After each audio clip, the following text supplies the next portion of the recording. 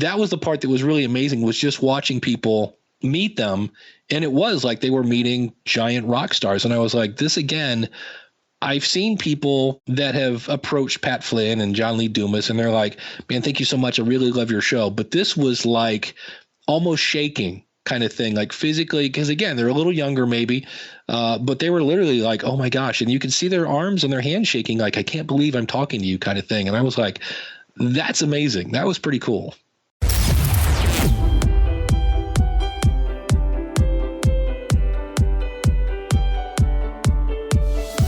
You are listening to the Podcast Report with Paul Colligan. Here's Paul. In 2010, I attended a little conference called VidCon. It was in Anaheim. It was by the Green Brothers, and it was supposed to bring content producers and the audience together. I figured it'd be a good time. I love going to the first of shows. I went, I was blown away, and the first thing I thought, really just a few minutes into the whole event, was, oh my goodness, when is Podcon going to happen? Podcon happened last year in December 2017. I set up as a sponsor. There was a great crowdfunding campaign. I wanted to be there. There was just something else that came up. It was a hard decision, but it's something I needed to do. Great thing is, Dave Jackson from the School of Podcasting was able to attend, and I got him on the show to give us his review of Podcon. I think you'll find it insightful. I think you'll find it encouraging, and it's both about the business of podcasting as well as the growth of podcasting and where this industry is going to. So let's get to the interview with Dave, but first, the tip of the week. The world of connected speakers is fascinating. Amazon in the game, Google in the game, Facebook coming in the game, Microsoft in the game. We hear rumors that Sony and others are coming into the game. Getting a podcast on the connected speaker is obviously something we want, but here's the thing that we might not have thought of. Do you have a title for a podcast that's easy to say out loud? Do you have a title for a podcast that doesn't sound like similar podcasts out there? These connected devices, no matter how smart they may seem, no matter how cool they seem, they're not perfect. And the better chance you give them to hear the name of your podcast that doesn't have any others that sound like it, the better chance that your customer is going to be able to find you on the connected device of their choice. And let's face it, if they try once and it doesn't work, the chances of them coming back are pretty bad. If they try a second time, that's obedient. That is a lovely, that is an ideal audience member. But boy, if that doesn't work a second time, it's not going to happen again. Design a show that is easy to say. Design a show that you can say out loud and the connected speaker will pick up, and you will get some of that gorgeous audience that's coming fast. So I'm on the Skype line with Dave Jackson from the School of Podcasting. I have known Dave forever, basically. I have loved Dave forever, and I'm not ashamed to say it, basically. And this last month, something happened that was interesting. I was supposed to go to the Podcon event. For those of you who don't know Podcon is an event that I've actually been dreaming about for about 5 or 6 years. You've probably heard of VidCon. VidCon, the show that blows out the Anaheim Convention Center every year. It's the biggest thing in video marketing. I actually went to VidCon 1, and it was fantastic. Made some great connections with Google. Loved the show. Loved the groove. Jim Lauterbach did the keynote. It was a fantastic time. And one of the first notes I wrote was, when's there going to be a Podcon? And lo and behold, 5-6 years later, whatever it is, they put the thing on Indiegogo. They raised the money. I put up the money to be a sponsor. I wanted the How to Podcast book to be a sponsor. I also just wanted to give these guys the great thumbs up. And unfortunately, something else came up that was slightly bigger in scope and in size, and I needed to do it. It was an existing client, although there was some regret. There was some disappointment in missing Podcon. Now, here's the cool thing. Dave Jackson went. Dave Jackson went because Libsyn sent him, and I trust Dave, and I love Dave, gosh darn it. And so Dave does the shows. Dave does all the big podcasting events. The poor guy was kind of there at the end of the New Media Expo. He goes to the Podfests. He goes to the local events. He goes to the podcast movements. And he went to Podcon. So I asked him today if he'd come on the show and give us his review of Podcon. So this intro was way too long, but Dave, welcome to the show, buddy. Thanks for having me, buddy. So Podcon, a nice boy from the Midwest gets on a plane for Seattle, probably ingests a lot more substances just in the air over there than you probably get normally where you are. You make it to downtown Seattle, the wacky area that it is. You go to Podcon and you see cosplay. Talk to me. Yeah, that was something that I'd heard about. I've never been to a Dragon Con or a Comic Con. So this is my first experience with cosplay, and nobody told me there was going to be cosplay. So when you're standing in, it's a really huge place where they're holding it. It's floors upon floors upon floors of all these people. And all of a sudden you see somebody go by with elf ears and a witch's hat, and you'll see another person that's supposed to be kind of a knight in shining armor, but it's a knight in shining tinfoil. That when you're not expecting that, it kind of catches you off guard. But what was interesting about it is there are bubbles. I've always known there have been different bubbles in podcasting. There's, I hang out in the podcast about podcasting bubble, and we all argue about hosting and microphones and things like that. But this was fiction podcasts, Welcome to Night Vale and Travis and Justin McElroy. And I've never heard of any of these people, and Hank Green. And it was interesting because I go into the first kind of opening keynote, and they bring all the rock stars. And I mean rock stars on the stage. You would have thought Paul McCartney was on there or whoever. And they asked them all, I think the question was, what was the weirdest job you had growing up? And everybody, I did pizza, I did this and that. And they get to the end, and this one guy looks up and says, youth pastor.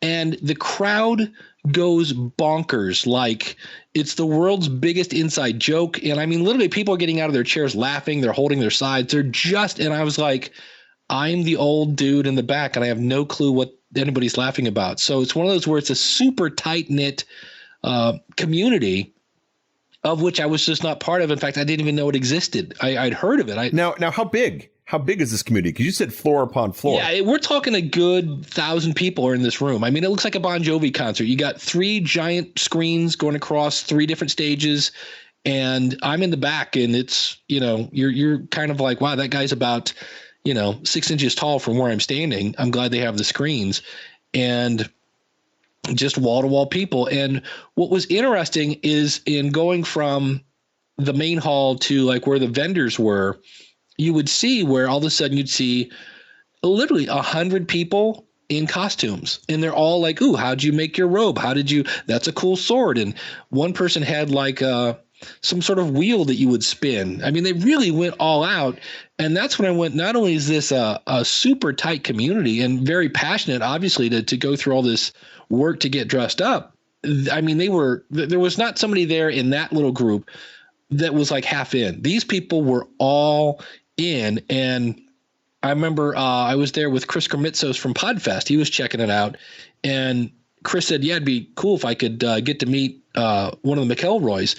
And this this young lady was standing there. And she goes, oh, we all would. That would be like, it was, so it was, for me, it was very eye opening. The fact that, wow, this is a whole other area of podcasting that obviously has been thriving, but I had never heard of it, or I had never really stepped my toe in the water. So it was kind of, to me, I kind of felt like I was in the Wizard of Oz, where you go from black and white to color, and all of a sudden you're like, hey, look at this. So, and it was a very creative group. The number one, much younger. We're talking, 20, 30-year-old people, very super creative. They had one wall where you just grabbed a Sharpie and drew whatever you want. And there were some very interesting drawings, and you could make a flyer for a podcast that didn't exist.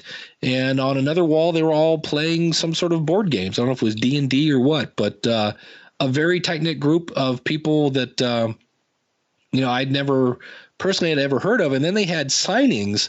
Some of these people like Hank Green, I think was doing a book signing as well, just like a meet and greet. And they had to have a raffle to see if you could be one of the 300 people to wait in line to meet him. And that's when I went, that's a new kind of fame. That's, of course he's coming from YouTube, but it was a case where when you have to have a raffle to see who can win to wait in line, I'm like, that's pretty interesting. Okay. So a couple things here. This is good, Dave. Thanks. Number one, 1,000 people. That's obviously your estimate. That's not the official number. And I'll see if we can look it up and put in the show notes what the official number is. But have you ever been to a podcast show where the first show was 1,000 people?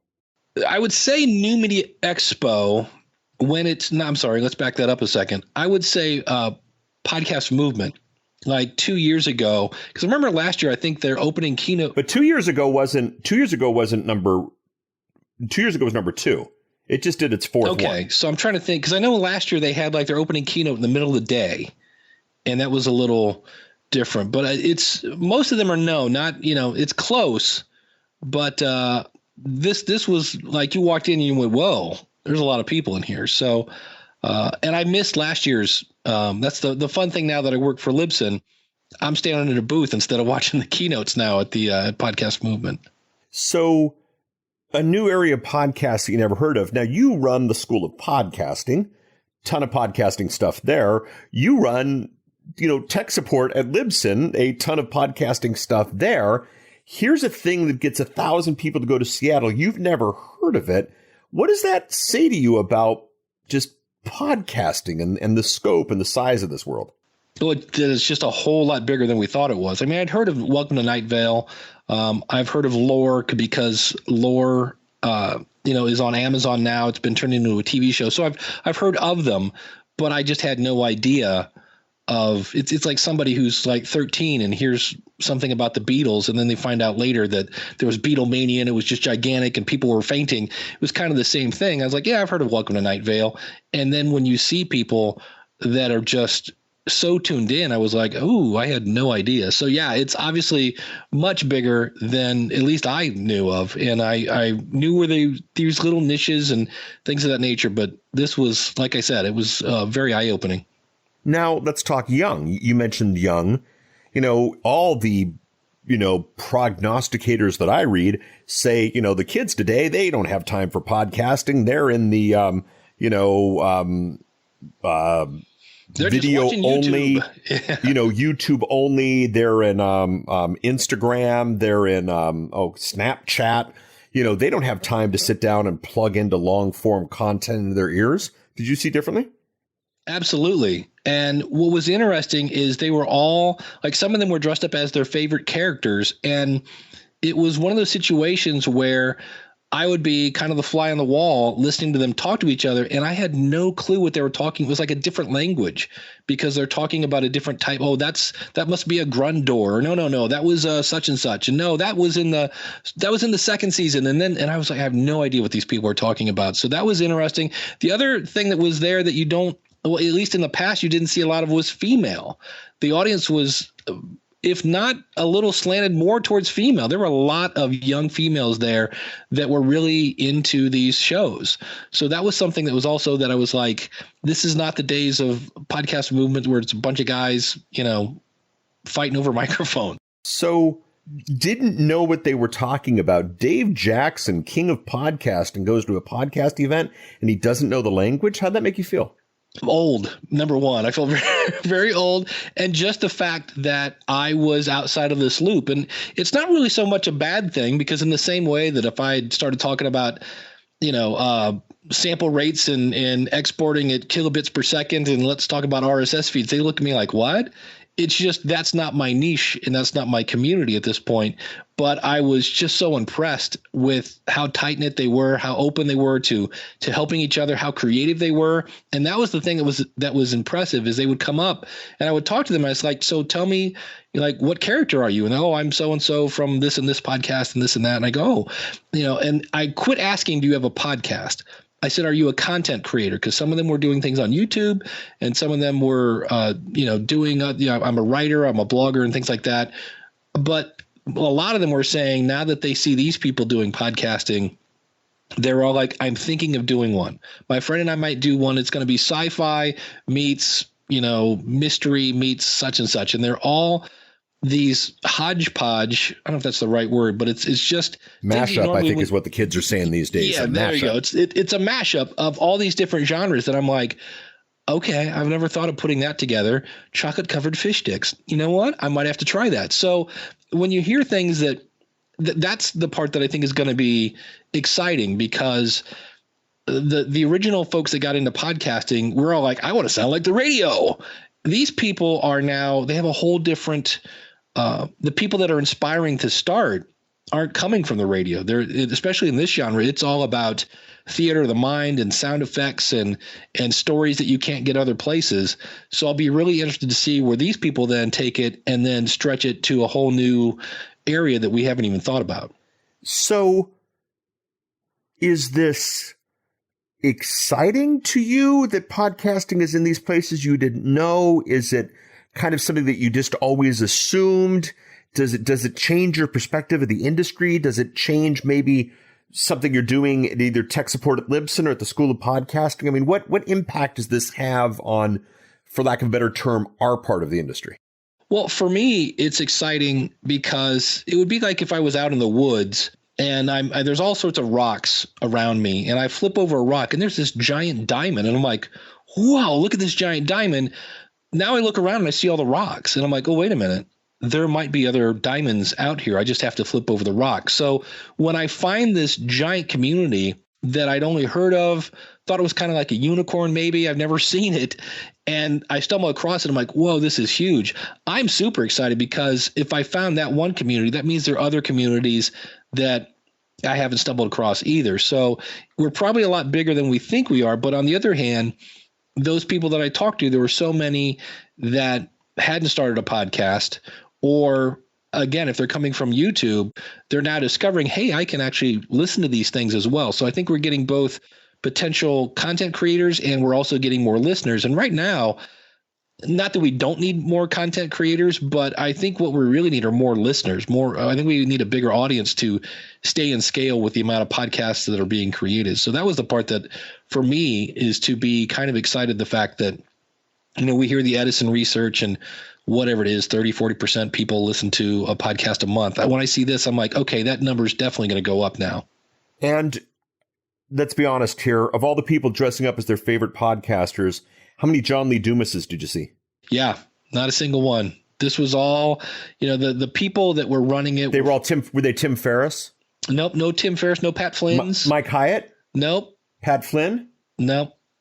Stelzner? No.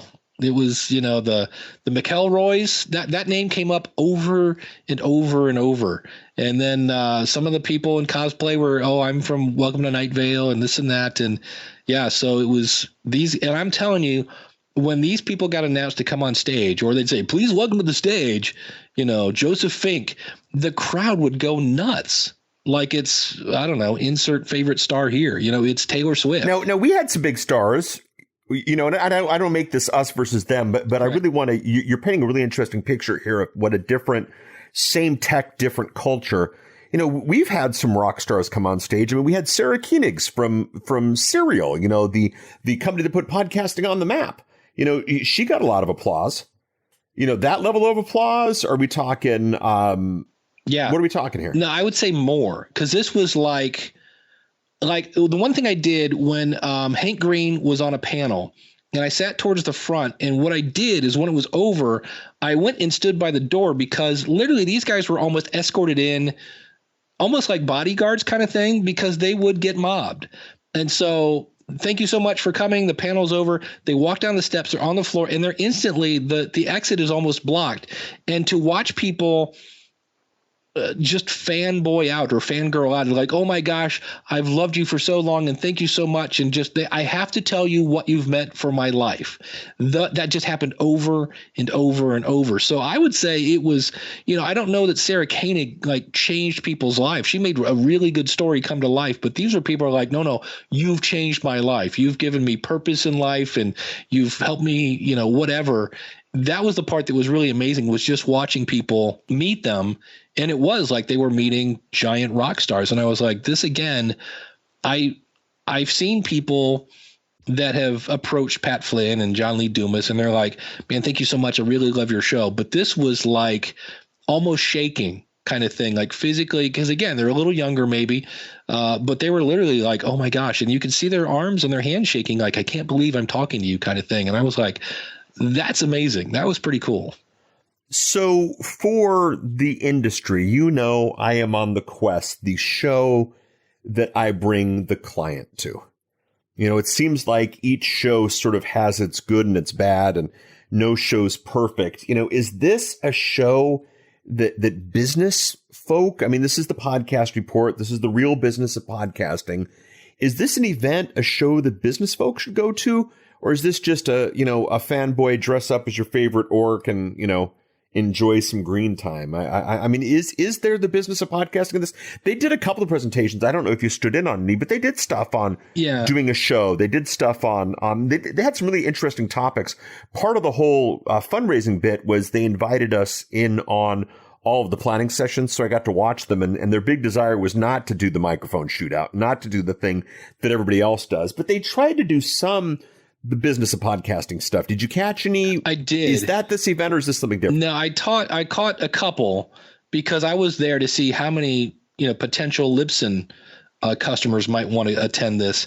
And like, there was kind of a podcasting 101, and the advice given was not like, they were recommending SoundCloud. Not my top choice for a media host. Yes, they're cheap, but in my opinion, they've lost a lot of money. Hopefully, if they're going to turn around, maybe, but at this point would not be my first choice. And of course, they recommended my favorite microphone, the Blue Yeti, which is not a bad microphone, but you need to put that asterisk and go, you need to learn how to use it. And so things like that, I was kind of like, and then in the monetization, and that's where I was kind of like, okay, for this audience, maybe this makes sense. Because to me, if we talk monetization, you're going to sell either your stuff, you're going to sell somebody else's stuff through affiliates. For them, there was one way to make money, or two: sponsors and Patreon. And they talked way more about Patreon because that's what this community does. They support all the YouTubers, and these people are all just crushing it on Patreon. So on one hand, I was like, well, that was kind of lopsided. You didn't even talk about making your own product. Well, these are not business people. These are, for this group, that didn't make sense because that's just not part of their thought process. Maybe, Hank Green has a book, and I was like, okay, because I was like, wow, that was kind of a weird monetization panel when you're only naming two. That was a little different. But for this group, maybe. And so when I was kind of looking at it, it kind of reminded me almost like a Lollapalooza, where you get a bunch of indie bands together and the audience probably shares a love of all these bands. I could see like, hey, let's get all the, NASCAR podcasts together and let's have an event. And then let's get all the, entrepreneurs together and have an entrepreneur event. Maybe that's the way this is going to go. Maybe there won't be one giant podcast convention for everybody. Maybe we'll have little mini events based on the topic, and the topic isn't podcasting. The topic is the topic of everybody's shows. We're all going to do, hey, let's do it's a knitting cast event where all the knitters get together. And that may be the way that we're going to go in the future. Who knows? But that's what made this one niche. This was all nonfiction storytelling. When I think about Patreon and podcasting, I think of two things. I think of people who put up a little page and they make, $4 or $5 a month, whether they need to or not. But then number two, I think about Tom Merritt, and we'll put a link to Tom's Patreon page in the show notes. But Tom does Daily Tech News Show, and he's generating, and I'm just looking at the page right now. I mean, he's generating $20,000 and change per month for his show. So it's $240,000 a year for his show on Patreon. Was anybody there at those numbers? Were they higher than that? Were they lower than that? I just don't know the business models for any of these shows. Did anybody throw out just crazy numbers? I didn't hear any crazy numbers. At the time of that event, this was right when Patreon had changed the way they were going to structure the paying fees. Yep. And instead of talking about strategies of how to do it, the talk was more, are we going to stay or leave? Interesting. Okay. So it was they were really upset about that. And so they didn't really talk about, so-and-so's doing this or how to build it or, be careful promising people physical products because you might have to ship a T-shirt to Taiwan or something like that. So it was just kind of like, this is a way to do it. And we're all upset because they changed that. So it was a very weird conversation. So would you recommend Libsyn go next year? I would think so, because there were in the podcast, kind of 101 class, and there was one about kind of growing your audience. These had, 400 people. And I remember the one room was like a double room that broke down a barrier. The one on monetization was another one that had a couple hundred people there. So depending on It's always going to depend on how much is the booth, of course. You got to get your ROI. But there were enough curious people that were right on the edge of, I'm thinking of starting a podcast, that I think you could go there and find enough people to make it worth your while. So let's start to summarize here a little bit. So this show, very well run, very well executed, very niche podcast event that does two things. One, shows the power of the niche in podcasting with the rock stars and the event and the hype and the excitement and the dressing up. And, you know, and it's funny. I ended up, so truth be told, guys, I couldn't go to this because I had to go to, I know, poor me, a fundraiser for Alice Cooper. And it was quite crazy. I was in a room with Alice Cooper, Slash, Ace Frehley, Rob Halford, you know, a whole bunch of rock and roll types. And what was funny was my plane ticket to the event, my Uber to the event, and my hotel at the event was actually cheaper than my ticket or than my hotel room would have been in Seattle. And I was staying at the event hotel. And obviously I probably could have found a cheaper place, but this was not a cheap event to go to. The ticket for this event was around the $100 range, if I'm not mistaken. So it wasn't like this was a walk in off the street, you know, look at the booths. I mean, this was a big show. I mean, do you think it has the potential to be the size of VidCon in 5 years? Well, that's a good question. I would think, because it was really well run. That was the one thing they had. I don't know if they were volunteers or how they did their staff, but their staff was everywhere. And so you didn't have to kind of guess where things were. They had programs to let everybody, you know what was coming up and things of that nature. If they keep it up, and I think it's going to be up to them. Are we going to keep it niche, or is this going to be a podcast event because it has the word pod in the name? Are we going to make it more how-to podcast, kind of a more podcast movement, podfest, or are we just going to keep it this nonfiction thing? And I think, you know, as the audience grows for this nonfiction, that would be the limiting factor. You mean fiction, right? What am I saying? You're right. Thank you. Fiction. Yes. Yes. Because like the Adventure Zone is the one from the McElroys that they do. If that audience continues to grow, because that's what you need. I mean, this is really almost an event, kind of a cheerleading thing for, hey, I love this show and I want to come out and support and meet my favorite people. So if we can get 5,000 of those people to show up, and this was just, I'm going to say a handful of people. So if we could get, as more and more podcasts get popular to where we can say, oh, I'll bring my audience too, it's going to be interesting to see. Interesting. And maybe it becomes like a Lollapalooza or something of podcasting. It's an angle. I just have such respect for the Green Brothers and everything they've done. And I appreciate their integrity in production. I appreciate their production. I appreciate the events. I've been a big fan of both of them. And of course, I have teenage daughters. So, the whole house is, I'll tell you this, when you have a teenage daughter and you tell them you're missing out on the Green Brothers to go visit some guy named Alice Cooper, it's not well received, my friend. It's not well received. But I have nothing but respect, and they've done such a great job. And your reviews coming back, it was funny. We were texting back and forth from the different events. It's good to hear, and it's invigorating, and it's exciting. And I don't think it's one that I'm going to take a client to, probably ever, but it's one that I'm definitely going to try to get to next year. Possibly sponsor again if it makes sense. Although the founding level that I got in at was just so fantastic. I doubt that'll happen again. But it looks good, and it looks very, it sounds very different from a lot of these ones that kind of want to be, for lack of a better term, a mini podcast movement or a mini New Media Expo. I mean, it certainly sounds like they found their own voice, they found their own type, they found their own speed, and it's all podcasting, and it's good for us, right? Yeah.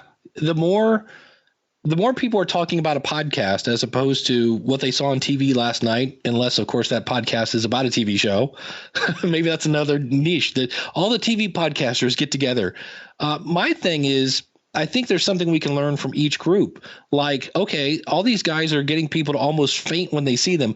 What are you doing to build that relationship with your audience, because obviously you're doing something right. And maybe we can help them with some of the technology or things like that. I think there's something we can learn from all of this, because we're all in the same field, and that is creating content that inspires their audience to tell a friend. Perfect, Dave. David, it's always a pleasure to have you on. I should have you on the show more. Where can people find more about Dave? Schoolofpodcasting.com. All right. Dave, thank you, sir. Thank you, sir.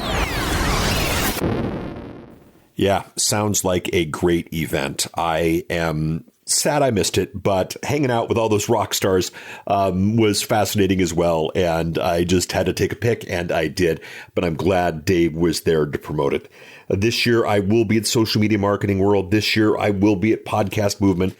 This year, maybe at the end of the year, if all goes well, I'll be at the next Podcon. I love these events. They're a great way to get a feel for where things are going. Not quite sure which business partners will come to which, but it's a great place to be. Would love your thought on Podcon and events, and if it's something that you think you want to do in the future, you want to be part of in the future, or ideas that you've got for it in the future. This is the Podcast Report, episode 136. So thepodcastreport.com/136 if you want to leave some comments and go from there. Of course, all the great social options are there as well. Thank you, Green Brothers, for doing Podcon finally. Thank you, Dave Jackson, for giving us a remote from the road. And thank you for listening and being part of this Podcast Report. Family, you are appreciated, and I'll see you at the next great event. Bye. We love the social interaction here at the Podcast Report. Thepodcastreport.com/Facebook, thepodcastreport.com/Twitter, thepodcastreport.com/insert social platform of your choice. We'd love to hear from you. Love to give you the chance to interact with other listeners of the show. Another thing we'd love to have you do is simply subscribe to the show. If you know what that means, great. Head out to the podcatcher of your choice and subscribe to the show. If you don't know what that means, basically all the big programs, iTunes, Google, Stitcher, all of these platforms give you the ability to subscribe to the show like you'd subscribe to a magazine or a newspaper. And then the minute a new episode comes out, it comes to you automatically. It comes to you without worries about spam or that type of thing. You don't have to visit the website. You don't have to go out to these platforms and see if there's something new. It comes to you automatically. Do that by subscribing. Thepodcastreport.com/iTunes, thepodcastreport.com/TuneIn, thepodcastreport.com/Stitcher. You get the idea. Finally, last but not least, we do have an email address. It's thepodcastreport@outlook.com. We'd love to hear from you. Chat with you next week. Bye.